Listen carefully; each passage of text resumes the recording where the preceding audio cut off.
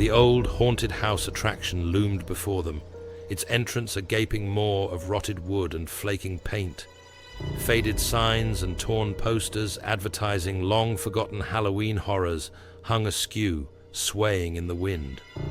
The once gaudy facade had deteriorated into something far more sinister.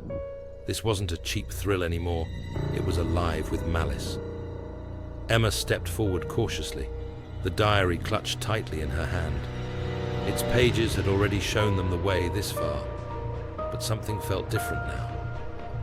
The closer they got, the more the carnival itself seemed to resist them.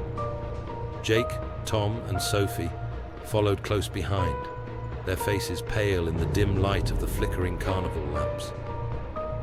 "We'll find the last symbol in here," Emma muttered, mostly to herself. The diary had led them here, but there was an ominous sense of finality to it now. Something about this haunted house was wrong. They stepped through the entrance, the creaking door slamming shut behind them with an echoing thud. The interior was pitch black, except for the faint red glow of exit signs that flickered at irregular intervals. The smell of mold and damp wood filled their nostrils, thick and suffocating. The floor creaked under their feet, and then, without warning, the animatronics came to life. A mechanical scream tore through the darkness, followed by the hollow laughter of clowns and eerie whispers coming from every corner. The sound system was old, the static of broken speakers giving the already chilling atmosphere a jagged edge. Animatronic ghosts on tracks rolled forward, their once glossy eyes now dull and cracked, their movements jerky and unnatural. "This is a bad idea," Tom muttered, his hand gripping the camera strapped to his chest. Sophie shuddered, wrapping her arms around herself as they moved deeper into the attraction. "At least it's just fake, old animatronics in here." Just then, a gust of cold air swept through the corridor, sending shivers up their spines. Jake squinted into the darkness ahead. "I think it's more than that," he said, his voice trembling. The animatronics were moving on their own now, their lifeless eyes following the group as they passed. But it wasn't just the mechanics. Behind the mannequins, in the shadows, there was something else. Something alive, manipulating them. Figures moved just out of sight, their shapes shifting in the dim light. "Keep moving," Emma whispered, her grip on the diary tightening. They turned a corner, the walls narrowing as the sounds of scraping metal echoed from behind them. Sophie let out a soft whimper as she saw something dart across the ceiling. A dark shape, not fully human, crawling above them with unnatural speed. "It's the spirits," Emma realized, her voice low but steady. "They're controlling the animatronics. They don't want us to reach the end." As if on cue, a mechanical witch jerked to life beside them, its head turning sharply with a loud snap. Its eyes glowed red as it let out a shrill, pre-recorded cackle. But then, the voice twisted into something else, something real. "Turn back," it hissed, the witch's plastic mouth moving with deliberate slowness. "You'll never make it out."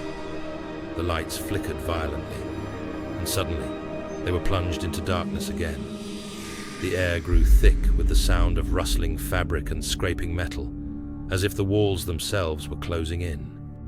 "We need to get out of here," Jake said, panic rising in his voice. "No," Emma said firmly. "The last symbol is here. We're close. We can't stop now." As they pushed forward, the path opened up into a larger room. The walls were lined with old, rusted cages, some still holding tattered costumes and mannequin body parts. But at the far end of the room was something else. Something that didn't belong. A makeshift altar sat in the corner, surrounded by melted candles and chalk markings on the floor.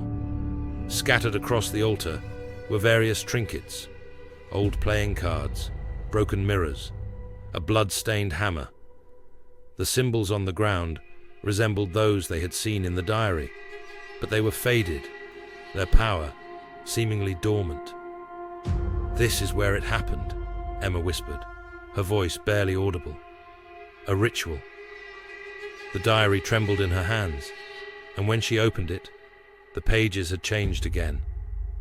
New symbols scrawled across the parchment in thick, jagged lines, but there was no sign of the ritual that was supposed to appear when they found this last symbol. Tom peered over her shoulder.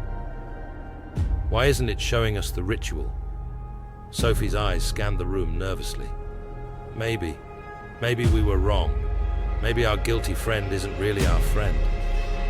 Jake looked up, his face pale. "Or maybe we missed one." Emma's eyes widened as the diary shifted in her hands, revealing a single phrase scratched across the page. "Patch's tent." Her stomach dropped. The final symbol wasn't here.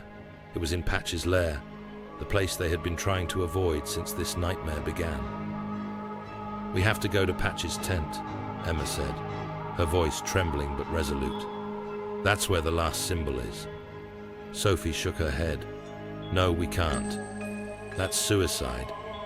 But before anyone could respond, the floor beneath them shook violently. The walls of the haunted house creaked, and a deep rumbling sound echoed from the corridors behind them.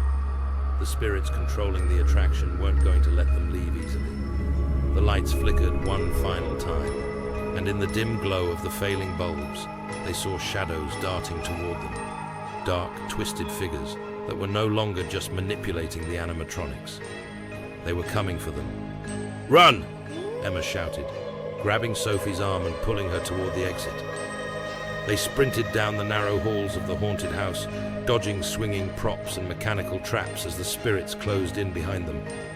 The walls shook, and the sound of tearing metal followed them as the entities tried to block their path. As they burst through the final door, the cold night air hit them like a slap. They stumbled into the open, gasping for breath, their hearts pounding in their chests. Behind them, the haunted house stood eerily still, its doors creaking shut on their own. But the sense of relief was short-lived. Emma glanced at the diary, its pages glowing faintly in the moonlight.